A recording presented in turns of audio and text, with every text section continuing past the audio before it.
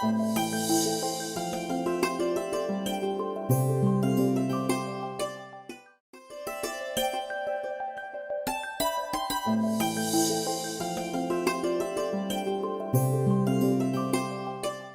సంజీవిని ప్రేక్షకులకు నమస్కారం.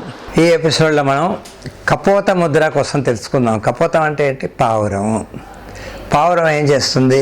ఆహారం తీసుకున్న తర్వాత రెస్ట్ తీసుకుంటున్నప్పుడు తలని ఇలా ముందుకి వెనక్కి చేస్తుంది. ఇలా పైకి కాదు, ఇలా ముందుకి వెనక్కి చేస్తుంటుంది. దీన్నే కపోత ముద్ర చేసి కొద్దిసేపు ఉండాలి. మెడ వెనక టిపుక్కుమంటున్నారు. ఒక్కొక్కసారి అవ్వదు, మళ్ళీ వెనక్కి అంటాం, మళ్ళీ అలాగే ముందుకు చేస్తాం. దీంట్లో కొంచెం తేడా వచ్చినా పర్వాలేదు, ఏమీ కాదు. దీన్ని కపోత ముద్ర అంటారు, పావురంలాగా. ఈ విధంగా చేస్తే ఏమవుతుంది? సర్వికల్ ప్రాబ్లమ్స్ని సాల్వ్ చేయగలుగుతుంది.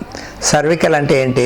మెడ వెనకాతల ఉండే వెన్నుపూసల్ని సర్వికల్ పూసలు అంటారు. వెన్నుపూసలకి చాలా పేర్లు, రకరకాల ప్లేసెస్ని బట్టి పేర్లు పెట్టారు. మెడ వెనకాతలు ఉండే వెన్నుపూసల్ని సర్వికల్, ఛాతి వెనకాతలు ఉండే వెన్నుపూసల్ని థోరాసిక్, కడుపు వెనకాతలు ఉండే వెన్నుపూసల్ని లంబార్, ఇంకా కిందకి వెళ్తే కోసిక్ అని. వెన్ను పూసలు అన్నారు. ఇక్కడ పూస అంటే కన్నం ఉంటే పూస, కన్నం లేకపోతే పూస కాదు, గోళిక అయిపోతుంది. ఇక్కడ మెడ వెనకాతల పైన చాలా చిన్న వెన్ను పూసలు ఉంటాయి. ఆ విధంగా నిలబడింది అనుకోండి. దీని మీద తల భాగం కరెక్ట్గా సెంటర్లో ఉండదు, ఇలా సైడ్కు ఉంటుంది. అర్థమైందా? మొత్తం తల బరువు అంతా ఈ వెన్నుపూసనే మోయగలుగుతుంది. ఇలా ఉంటుంది తల, ఇలా స్ట్రైట్గా పైన కరెక్ట్గా ఉండదు, నిలబెట్టినట్టుగా సైడ్కి ఉంటుంది. చూడండి, తల ఎక్కడుంది? ఈ భాగం అంతా ముందుకుంది. అంటే ఎంత శక్తి ఉంటే అది దాన్ని ఆపగలుగుతుంది, ఎంత బలమైన వెన్నుపూస అది. దానికి సరి అయిన సాధన ఉంటేనే, అది బలంగా ఉంటే సర్వికల్ ప్రాబ్లమ్స్ రాకుండా ఉంటాయి. అంటే సర్వికల్ అంటే దానికి అక్కడ ఉన్న వెన్నుపూసల పేరు అది. అదే సాధన చేస్తూ ఉంటే స్పాండిలోటిస్ ప్రాబ్లం కూడా రానివ్వదు. అంటే చెవి వెనక నుంచి ఈ సైడ్లలో ద్రాక్ష గుత్తుల్లాగా ఉంటాయి.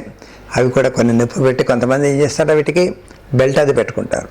ఈ సాధన చేస్తే ఆ నొప్పులు తగ్గిపోతాయి. ఆ బెల్ట్ విషయం మర్చిపోవచ్చు. లేకపోతే బెల్ట్ పెట్టుకోకపోయినా హాయిగా తిరగలుగుతారు, ఆ రోజంతా హాయిగా ఉండగలుగుతారు. నెమ్మదిగా ఈ సాధనతోటే మీకు ఆ పద్ధతి, ఆ సిస్టము, ఆ శరీరంలో ఆ శక్తి పెరుగుతుంది.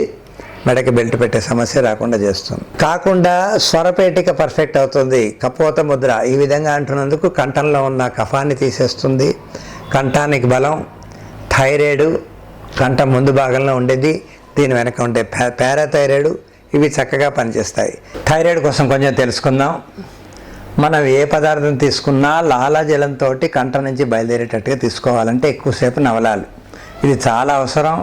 గబగబా తీసుకుంటే ఒక ఐటెం తీసుకొని తిన్నాక అది నవిలి మింగిన తర్వాత ఒకటి వేయగానే వెంటనే తింటే అరగదు, సమస్యలు పెరుగుతాయి, తగ్గడం మాత్రం ఉండదు. అయితే ఇక్కడ థైరాయిడ్ విషయం తీసుకుందాం. మనం ఏది తీసుకున్నా ఆ పదార్థం కంఠం నుంచి లోపలికి వెళ్తున్నప్పుడే, ఆ తీసుకున్న లాలాజలంతో కలిసి వెళ్తున్నప్పుడు ఏమవుతుంది? ఒక రకమైన సిగ్నల్స్ కంఠం దగ్గర తెలుస్తాయి, అది కంఠానికి తెలుస్తుంది.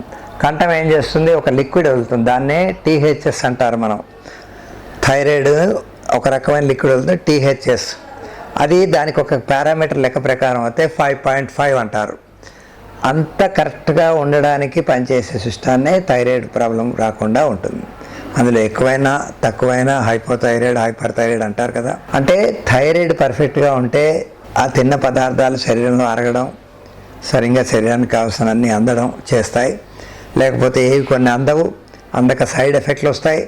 సైడ్ ఎఫెక్ట్లు వచ్చి జుట్టు రాలిపోవడం, అతిలావు అయిపోవడం, లేకపోతే సన్నగా అయిపోవడం, నడవలేకపోవడం, ఒళ్ళు నొప్పులు, మోకాళ్ళ నొప్పులు, జాయింట్ నొప్పులు, ఇవన్నీ రకరకాలుగా వస్తాయి. అందుకు థైరాయిడ్ చాలా ముఖ్యమైన భాగం, ప్రాధాన్యత వహిస్తుంది. ఈ కపోత ముద్ర వలన ఆ థైరాయిడ్ని వైబ్రేషన్ కదుపుతూ ముందుకి వెనక్కి ఇలా రబ్ చేసినట్టుగా మెడని ఈ విధంగా అంటూ ఉంటాం కదా. అన్నప్పుడు దానికి ఒక రకమైన ఎక్సర్సైజు, ఆ వెన్నపూసల్లో కూడా కదలిక జరిగి వాటన్నిటికీ బలం చేకూరి సమస్య అన్నది మెడకి ఎటువంటి సమస్య రానివ్వకుండా చేస్తుంది. థైరాయిడ్, పారాథైరాయిడ్ పనిచేస్తుంది, వోకల్ సిస్టమ్ చక్కగా పనిచేస్తుంది, ఇవన్నీ పనిచేస్తాయి. ఇది కపోత ముద్రలో ఉన్న లాభాలు.